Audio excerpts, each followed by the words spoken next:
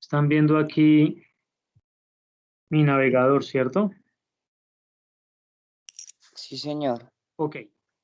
Entonces,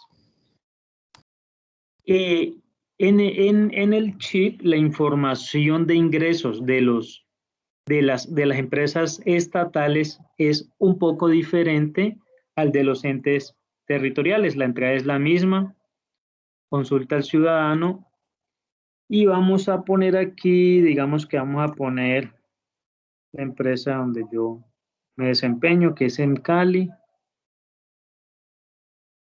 Y mire que ya no me aparece el FUT, que era el formulario único para entidades territoriales. Mire que ya no aparece eso, solamente aparece el boletín de deudores morosos, perdón, y la información presupuestal está aquí. CGR presupuestal. Allí está la información de los ingresos y de los gastos. Entonces, por CGR presupuestal damos clic, ingresamos, seleccionamos el periodo. Recuerden que aquí aparece por trimestres acumulados. Vamos a tomar octubre a diciembre para mirar los datos con corte a diciembre. Y aparecen los formularios. Entonces me aparece programación de ingresos, es decir, esta es la forma como se planearon los ingresos, y aparece ejecución de ingresos, que me muestra cómo fueron ejecutados. Es decir, de que si yo quisiera hacer un análisis de los ingresos de una empresa del Estado, pues voy a necesitar los dos archivos, cómo se programaron y cómo se ejecutaron. Iguales opciones aparecen para los gastos, cómo programé los gastos y cómo se ejecutaron. Entonces vamos a descargar el primer archivo, que sería el de la programación de ingresos.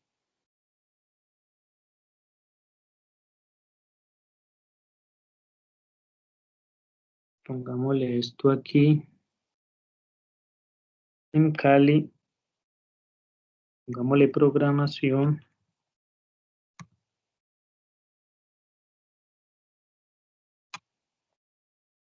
2020. Descargamos el archivo y lo vamos a abrir. ¿Qué tenemos aquí? Pues siempre aparece una codificación, aparece el nombre, aparece en la columna C,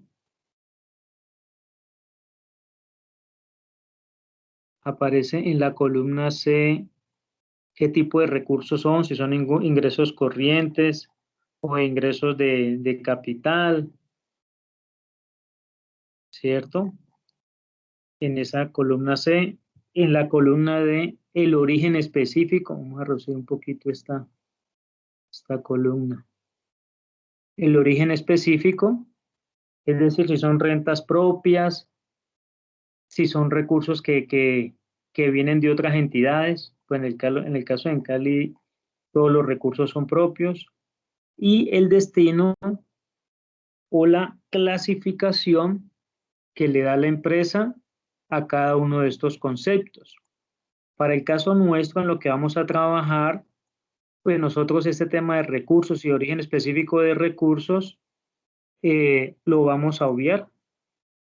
De pronto esta columna E si la vamos a necesitar, porque aquí me especifica, ¿cierto? Esto es una disponibilidad inicial que hay en bancos, pero eso es de generación de energía, este es de comercialización, este es del servicio de acueducto, este es del alcantarillado. Es decir, cada uno de los servicios tiene su propia caja, por decirlo de alguna manera. Y lo mismo que en los entes territoriales. Recuerden que hay unos recursos que son sin situación de fondos, es decir, que se integra dentro del documento de presupuesto, pero que la plata no le ingresa a la entidad. En el caso de Cali, pues todo es con situación de fondos. Y en la mayoría de las empresas del Estado es recursos con situación de fondos. O sea que este también la vamos a obviar en nuestros análisis. ¿Qué tenemos después?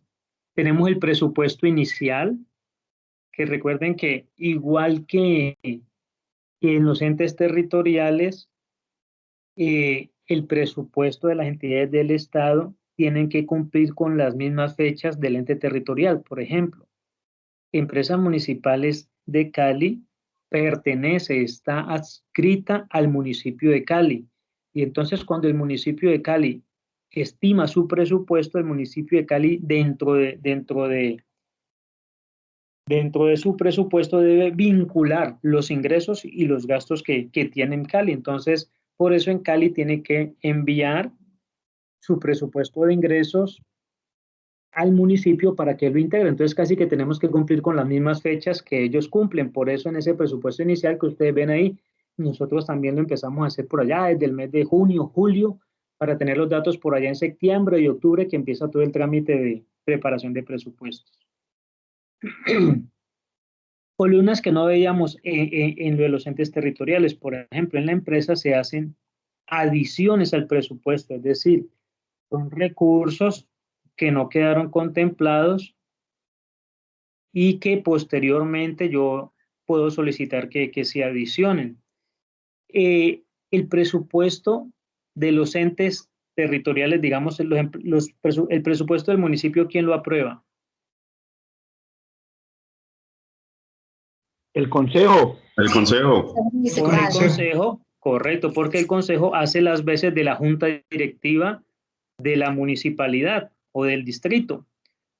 Así opera en las empresas industriales y comerciales del Estado. Las empresas industriales y comerciales del Estado tienen una junta directiva, a menos que esté intervenida. Cuando una entidad estatal es intervenida, sobre todo por la ley 550, entonces se nombra un agente interventor. Entonces, ¿qué es lo que sucede allí? Que se pierde la autonomía administrativa que había sobre esa empresa, entonces viene la superintendencia o la encargada y lo que hace es que remueve esa junta directiva, porque pues si la empresa está quebrada es porque hubo unas malas decisiones estratégicas, entonces se remueve esa junta directiva y se nombra un agente. Pero entonces todo, en ese caso, ya pues el presupuesto lo autoriza ahí directamente el agente interventor. Pero cuando no es ese escenario, sino que estamos en condiciones de normalidad, el presupuesto de las empresas del Estado las aprueba la junta directiva, en la mayoría de los casos. Siempre la potestad está en el consejo, pero por lo regular los consejos lo que hacen es que delegan esa autoridad en las juntas directivas de las empresas estatales. Ese es como lo más usual. Entonces, esa junta directiva es la que aprueba adiciones o reducciones que son plenamente normales. Por ejemplo, puede darse que una norma, por acá cuando estábamos en el mes de octubre, se cobraba, vamos a decir algo, el cargo fijo en energía, ¿cierto? El cargo fijo en energía, en el servicio de energía que se prestaba. Y entonces se tenían estipulados unos ingresos, pero llegó el mes de febrero, marzo, por ahí en abril y la Corte tumbó y dice que no, que ya no se puede cobrar el cargo fijo, pues entonces hay que ir ante la Junta Directiva y mire, explicar que por normatividad, por una nueva regulación, pues ese ingreso no se va a dar y eso obliga a que se tenga que reducir del presupuesto de ingresos. O por el contrario, digamos de que se va a prestar un servicio nuevo, ¿cierto? Que no tenía yo contemplado aquí y que a raíz de algunas actividades, pues ese nuevo servicio se va a prestar por allá en junio. Entonces yo solicito una adición del presupuesto teniendo en cuenta que hay una nueva actividad, que hay un nuevo servicio que yo voy a prestar y que no estuvo contemplado inicialmente. Entonces yo necesito adicionarlo. Entonces ahí es donde se ven esas partidas de adiciones y reducciones. El formato, como está estandarizado para ingresos y gastos, tiene unos conceptos que se llaman créditos y contracréditos, que para el caso de los ingresos no aplica. Eso aplica es para los gastos, entonces estos dos rubros, digamos que no los vamos a utilizar en el caso de los ingresos. Igual el de los aplazamientos, hay unos gastos que yo puedo aplazar en el año o que los puedo desplazar para la vigencia siguiente, eso aplica para los gastos, aquí no lo vamos a utilizar. Entonces, en últimas, mi presupuesto va a estar compuesto de una proyección inicial que yo hago por allá en el mes de octubre, más las adiciones que aparezcan a partir de la vigencia en que estoy y menos las reducciones, y eso me dará el presupuesto definitivo. Entonces, para nuestro caso, nosotros vamos a trabajar en el presupuesto definitivo. Sin embargo, ¿qué hace la Contraloría? ellos evalúan, ¿cierto? Uno pensaría de que vos empezaste un presupuesto inicial con 3,2 billones y digamos que el presupuesto definitivo fue 2 millones, entonces hubo 1,2 billones que entonces empieza la Contraloría, pero venga, ¿qué pasó? Eso sí es una mala planeación, es decir, la variación entre este presupuesto inicial y este presupuesto definitivo, uno plantearía que no debe tener una variación de más allá del 10, el 15% máximo, a menos que haya una justificación ultra de una normatividad pues que tumbe dramáticamente los ingresos. De lo contrario, uno podría asumir que allí hay problemas de planeación. ¿Preguntas hasta aquí?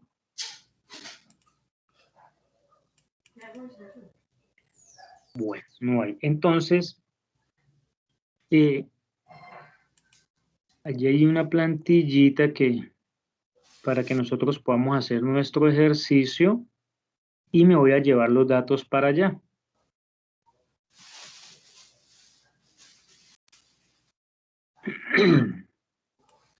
Por aquí está la plantilla.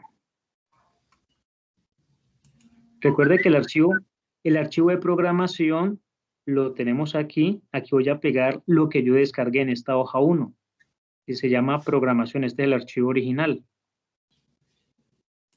Y lo pegué. Veamos que sí, perfecto, calzaron todos. Y tengo una hoja 2 que es la misma dinámica. Lo que hace es traerme a esta página 2 de programación. Lo que hace es que va y me trae los datos de esta programación original, me trae los datos de acá y estos datos numéricos de presupuesto inicial que está ahí como dato me lo convierte en número y además me lo convierte en millones. Mire, 3.224 es este 3.224 que hay allí. ¿Qué tenemos entonces? El presupuesto de ingresos en las empresas EICE se dividen en 3 grandes grupos o en 3 grandes bloques, que son la disponibilidad inicial, los ingresos corrientes y los recursos de capital. Esos son los 3 grandes grupos. Espérenme, yo cierro aquí una de estas. Bueno, ajustémosla aquí un poquito para que... ¿Sí alcanzan a ver bien o está muy pequeño?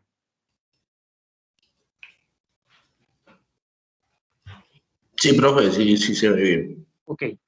Entonces, ¿qué es la disponibilidad inicial? La disponibilidad inicial son recursos que quedaron en caja, pero que tienen algún tipo de compromiso. Por ejemplo, yo contraté una obra. Digamos, voy a poner aquí el ejercicio. Yo contraté una obra, la construcción de un salón en un colegio. Y la contraté y la ejecución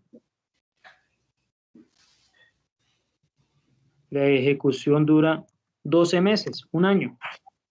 Y resulta de que yo logré contratar eso por allá en junio, es decir, cuando llegó el mes de diciembre, usualmente cuando uno habla de obras, los pagos se hacen contra el avance de la obra. Entonces, para eso yo generé un documento que se llama un RP, el registro presupuestal, porque el valor de la obra vamos a poner que eran 1.000 millones. 1.000 millones de pesos. Es decir, este registro presupuestal está amparando un contrato vigente por 1.000 millones y que de acuerdo al avance de la obra, el señor que estaba adelantando, la firma que estaba adelantando la obra, lo que se le pagó fueron 600 millones. En ese orden de ideas, uno diría que al mes de diciembre quedó pendiente de pago, pagar 400 millones. Entonces, ese dinero para respaldar esa contratación aparece en disponibilidad inicial, es decir, disponibilidad inicial son los recursos con los que yo cuento para amparar unas obligaciones que traigo de vigencias anteriores. Allí va ese tema de disponibilidad inicial. En los ingresos corrientes, que son los ingresos usuales, normales de una empresa del Estado. Es decir, si estoy hablando del caso de Encali, los ingresos corrientes obedecen a los servicios usuales, el servicio de energía, el servicio de telecomunicaciones, el servicio de acueducto, el servicio de alcantarillado, son los servicios que presto. Y mire que son los que más pesan. Los ingresos corrientes, 2,5 billones, la disponibilidad inicial, 547.000, y recursos de capital, que son recursos que yo requiero, básicamente los recursos de capital son créditos, son recursos de balance, que es decir, recursos que quedaron en caja y que no tienen ningún compromiso, que es en la forma en que se diferencia la disponibilidad inicial de los recursos de balance, y transferencias o donaciones que pueda tener esa empresa que usualmente no se da. Si yo estuviese hablando de un hospital, pues los ingresos corrientes serían esos servicios médicos que presta el hospital y que debería ser el mayor porcentaje de los ingresos de esa entidad. Si hablo de la beneficencia del Valle, pues los ingresos corrientes deben de ser todo ese proceso de venta de loterías y de sorteos que hace la entidad. Si hablo de la industria de licores del Valle, pues los ingresos corrientes deben estar todo ese proceso de la venta de ese producto de licores que tiene. Entonces, esos ingresos corrientes también se les conoce como los ingresos misionales. Son los ingresos que se obtienen producto del objeto social de la misión que tiene, una entidad. Vamos a desagregar un poquito más esto, a ver qué nos encontramos. Mire, como la disponibilidad inicial es un dinero que está pues allí en la caja para atender unas necesidades, pues por eso aparece bancos. Pero notemos que ese bancos aparece en varias ocasiones, y creo que en el anterior lo vimos, porque hay unos dineros que hay en bancos que son del servicio de energía, otros que son del servicio de acueducto, otros que son del servicio de alcantarillado. Y cuando le agregamos este otro nivel 7, miramos que los ingresos corrientes se clasifican en no tributarios. Claro, en las empresas industriales y comerciales del Estado y en las empresas sociales del Estado nunca habrá ingresos tributarios, porque los ingresos tributarios obedecen a un impuesto y básicamente el monopolio de eso lo tienen los entes territoriales. Sin embargo, como estos formatos están casi que estandarizados para cualquier entidad estatal, sea un ente territorial o sea una empresa, uno siempre encuentra esta clasificación, y usted puede ubicar cualquier otra empresa del Estado y verá que ingresos corrientes se clasifican en no tributarios y de ahí para allá no tiene más desagregado. Si yo le agrego aquí otro nivel, vamos los 10, entonces que ya mire que esos ingresos corrientes se dividen en no tributarios, y esos no tributarios se dividen en operacionales, que mire que es el mayor valor, y hay otros ingresos pues que no son tan operacionales. Comisión por recaudo de otras entidades. ¿Qué es eso? Por ejemplo, lo explico para el caso de Encali. En la factura de servicios públicos de Encali nosotros cobramos el servicio de aseo. Ese es un recaudo que se hace a través de la factura de Encali, pero que esa plata realmente le pertenece a la empresa de aseo. En la factura de energía se cobra el servicio de alumbrado público.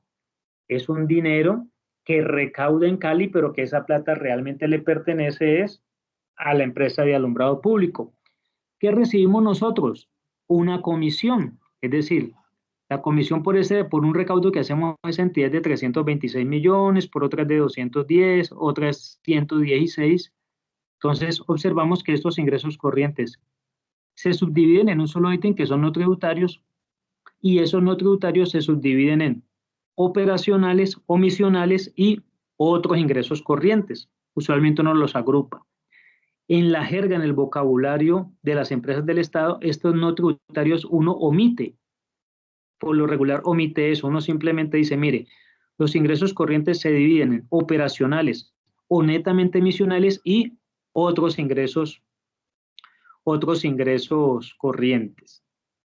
En cuanto a los recursos de capital, mire que este tiene una clasificación de recursos del balance, venta de activos, rendimientos financieros, utilidades y excedentes financieros. Esos son básicamente, por lo regular, estos son los 4 grandes grupos que hay. Recursos que quedaron en la caja sin ningún compromiso, venta de activos, un vehículo que está en mal estado y se vendió, o en esos remates que se hacen a través del martillo con el Banco Popular. Rendimientos por operaciones financieras, claro, como en Cali tiene unos grandes volúmenes en los bancos, pues estos 547.000 millones que se quedan en los bancos mientras que sea la necesidad de pagar las obligaciones, eso genera unos rendimientos financieros y hay utilidades y excedentes financieros. En Cali tiene inversiones en otras empresas, por ejemplo, en la RT, tiene acciones en EPSA, y entonces cuando EPSA decreta unos dividendos o unas utilidades, pues esos ingresos aparecen aquí. Y aparecen en recursos de capital porque pues son unos ingresos que no obedecen a la misión, que no son operacionales. ¿Preguntas hasta allí?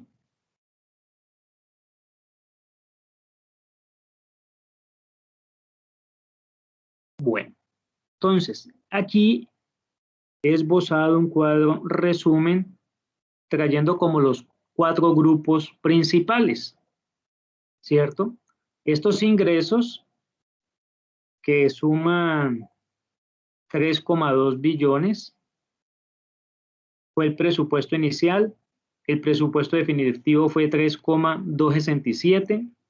Yo usualmente me fijo siempre en el presupuesto definitivo, casi no lo utilizo porque yo sé que eso fue con una expectativa de octubre, no tiene toda la realidad, mientras que el definitivo sí.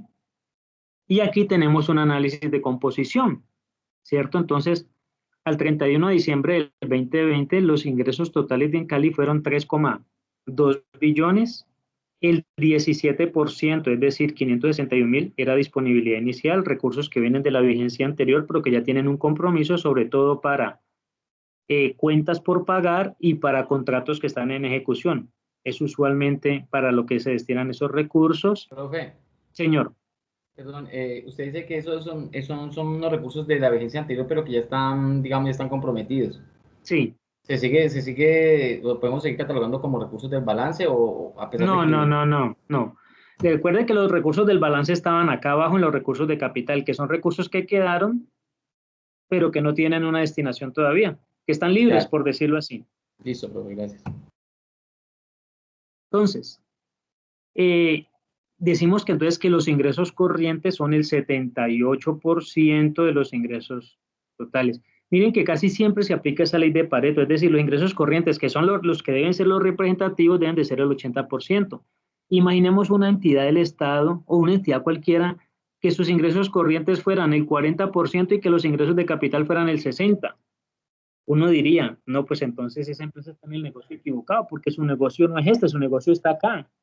Tal vez porque generan rendimientos financieros, que es una gran discusión que hay en los entes territoriales, que dicen, mire, pero ustedes le dicen a los municipios, ustedes tienen esa plata en los bancos, genere rendimientos, cuando esa plata debería estar invertida en carreteras, en obras, en inversión social, que es la gran discusión que se da. Entonces, estos ingresos corrientes, mire que los operacionales son el 77%, esto debe ser, uno de estos dos debe ser una cifra menor, eso, 76,7%, y otros ingresos, es decir, los que no son misionales, son apenas el 1,6%, es una distribución que debe ser equitativa. Ahora, el recaudo. ¿Recuerdan que les dije que aquí solamente estaba la programación? Pues ahora vamos a descargar entonces el archivo de la ejecución, porque solamente descargamos cómo estaba planeado. Entonces, me devuelvo.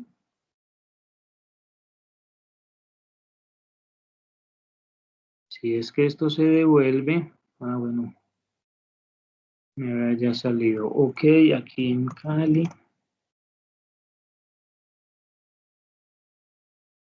CGR presupuestal. Octubre a diciembre.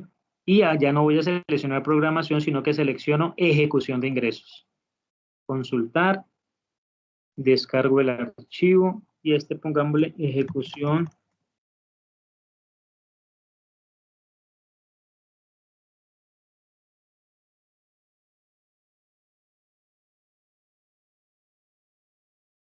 de Cali 2020.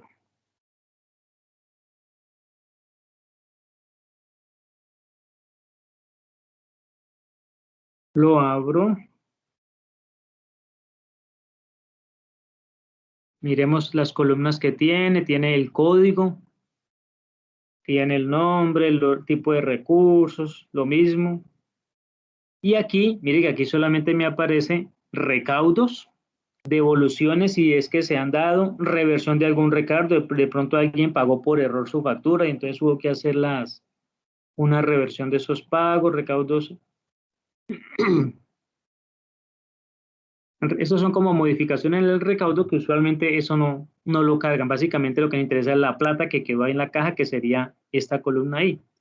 Igual nos vamos a llevar estos datos a la plantilla. Yo tengo allá una hojita para vincular el recaudo, copiar.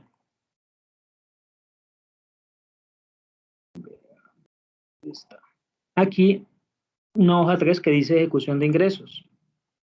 Simplemente pego. Y entonces él ya me trajo los datos acá. Entonces me trajo el recaudo, que fue 3,171 billones. Verifiquemos.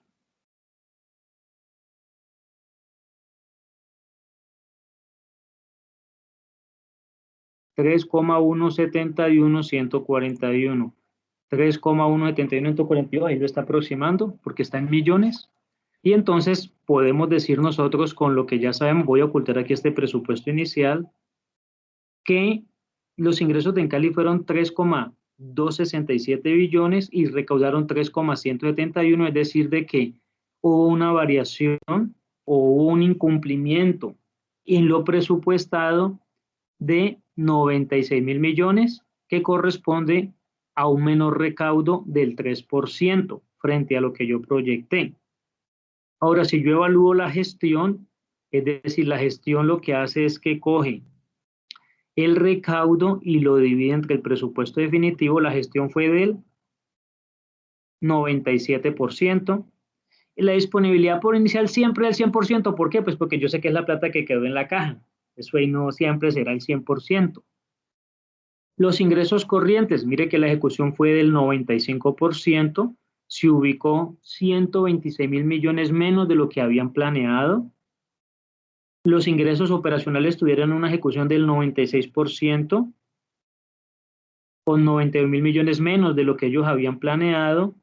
Y en otros ingresos, la gestión fue solo del 35%, de 53.000 millones, solamente lograron recaudar 18.000, es decir, que se quedó sin recaudo 35.000 millones. En cuanto a los recursos de capital, ellos habían estimado 144.000 millones, recaudaron 175.000, es decir, que recaudaron más. Por eso la gestión fue del 121%. Y ese 21% de más significó que recaudaron 30.000 millones más de lo que habían planeado. ¿Es claro? Voy a parar aquí la grabación para que no nos quede tan largo y a ver si de pronto está por el